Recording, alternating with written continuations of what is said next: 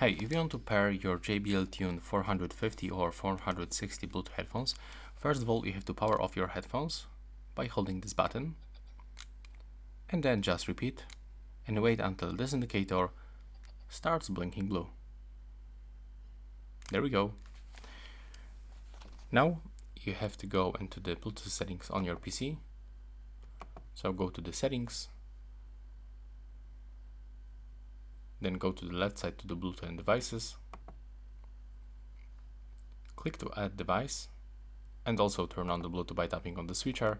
Click to add device, select Bluetooth device, and take a look for available devices list. Just be patient and wait until they appears. That's some kind of the weird notification, but let's say that I want to allow to pair.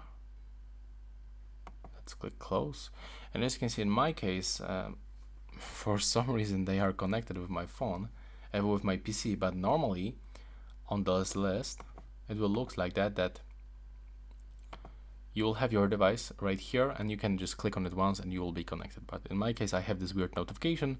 But yeah, that's all for this video right now. Please subscribe to my channel. Bye bye.